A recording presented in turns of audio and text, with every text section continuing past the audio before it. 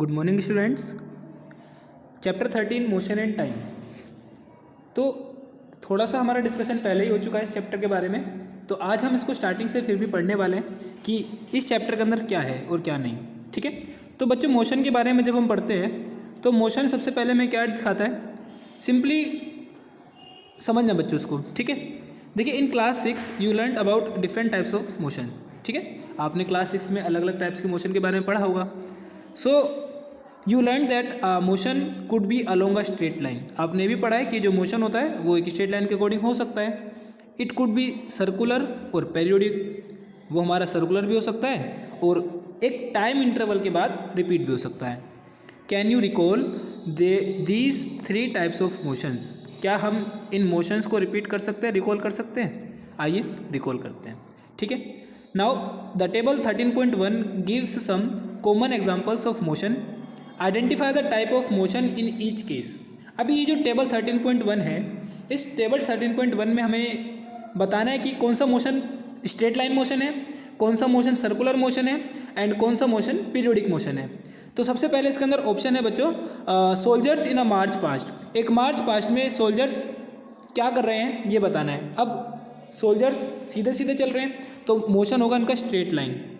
Bullock cart moving on a straight road, again ये motion कैसा होगा, straight line. Hands of an athlete in a race, एक athlete के हाथ एक रेस के अंदर, वो भी क्या होते हैं हमारे पीरियोडिक मोशन में आते हैं। क्यों आते हैं पीरियोडिक मोशन में? क्योंकि एक बार आगे जाएंगे एक बार पीछे, एक बार आगे जाएंगे और एक बार पीछे, तो इस तरीके से वे अपने साइकिल को रिपीट करते हैं। ठीक है, आगे बढ़ते हैं बच्चों। आगे क्या कहा है, pedal of a bicycle in a month in a motion. देखो बाइसाइकिल के पैडल गोल गोल चल रहे हैं तो कौन सा मोशन होगा, ये सर्कुलर मोशन होगा। Motion of the earth around the sun, सूरज के चारों तरफ अर्थ का मोशन।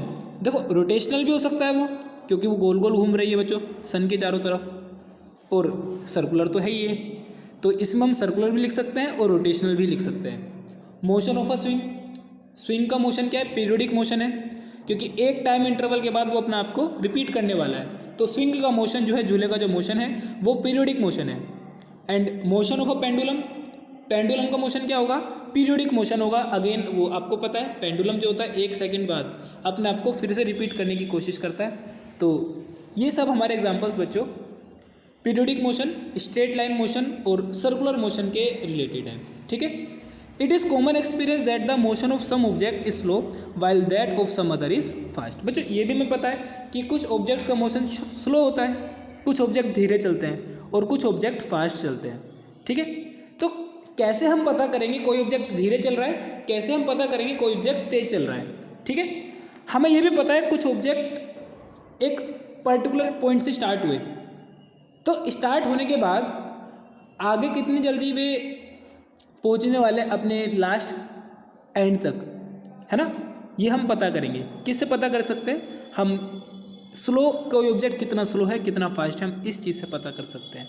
ठीक है, इसी तरह से हम एक्टिविटी 13.1 पे आते हैं, जिसमें हमें क्या कहा है ये पढ़ते हैं जरा। Look at figure this, it shows the position of some vehicle moving on a road in the same direction at some instant of time. देखो कुछ टाइम के लिए, अब हमें इसमें क्या बता रखा है, एक 13.1 फिगर देखिए कहाँ पे है। 13.1 फिगर में देखते हैं हम, 13.1 फिगर देखो ये रही, थोड़ा जूम कर देते हैं। इस 13.1 फिगर में देखना, अब इस 13.1 फिगर में देखो अलग अलग कार्स की हमारे पास डायरेक्शंस हैं, उनको थोड़ा समझना बच्चों। देखिए ये जो हमारी कार्स हैं ये अभी थोड़ा एक इंस्टेंट के लिए यहाँ पर है सारी, लेकिन क्या होगा अभी कुछ देर बाद इनकी पोजीशन चेंज हो जाएगी और वो पोजीशन कुछ इस तरीके से बन जाएगी। यहाँ पर ये पोजीशन इधर हो गई, कैसे हुई?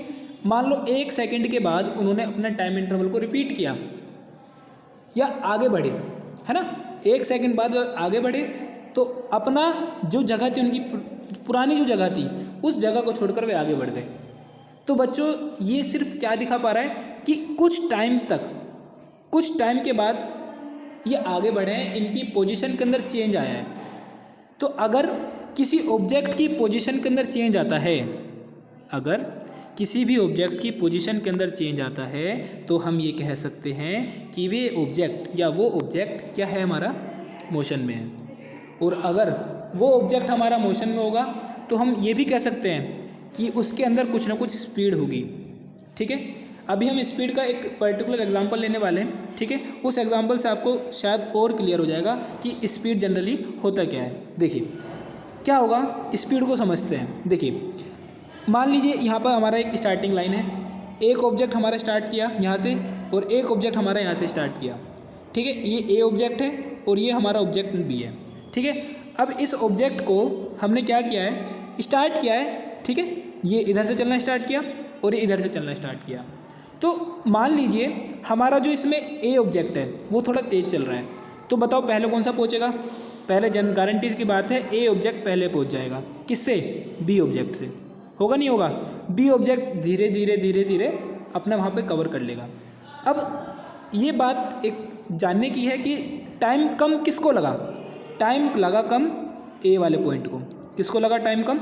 ए वाले को, क्योंकि ए वाले की स्पीड तेज है। तो जिसकी स्पीड तेज होगी उसका टाइम क्या होगा? कम होगा।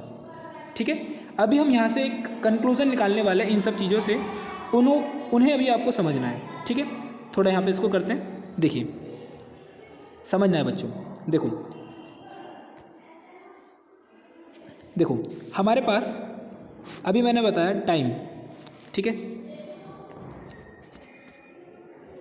टाइम।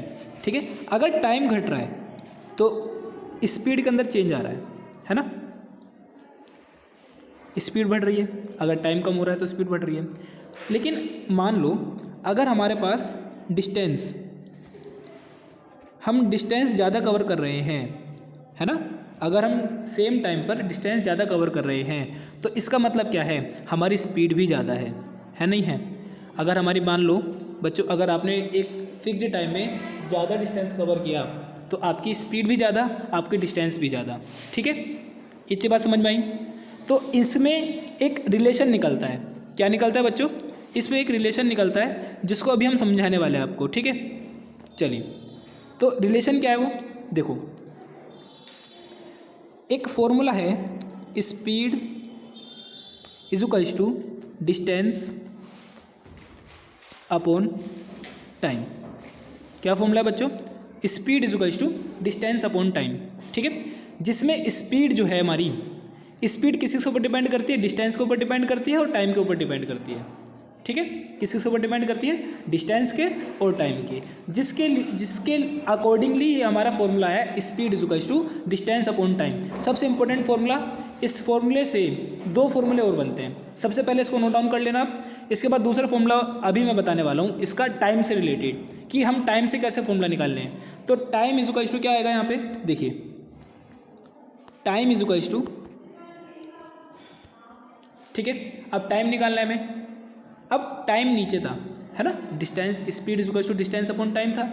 टाइम नीचे था, टाइम आ गया इधर, तो डिस्टेंस अपॉन स्पीड। अगर हम डिस्टेंस की डिवाइड कर दें स्पीड से तो हमारे पास क्या आ जाएगा? टाइम निकल कर आ जाएगा कि कितना टाइम लग रहा है। ठीक है, तो दूसरा फॉर्मूला हमारे पास टाइम का आ जाता है। ठीक है बच्चों, इसके बाद सुनो, थर्ड फॉर्मूला सुनते हैं। ठीक है, थर्ड फॉर्मूला सुनते हैं। इसका थर्ड फॉर्मूला क्या है? देखो थर्ड फॉर्मूला निकालेंगे हम डिस्टेंस का। किसका निकालेंगे? डिस्टेंस का थर्ड फॉर्मूला निकालने वाले। तो distance is equals to speed multiply time.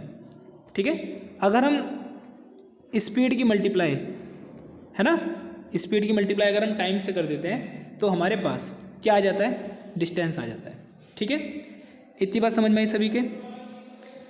चलिए तो आज इतना ही रखते हैं। ठीक है, इसी को आप सभी को आज क्या करना है, कुछ आपको क्वेश्चंस दिए जाएंगे डिस्टेंस, स्पीड और टाइम से रिलेटेड।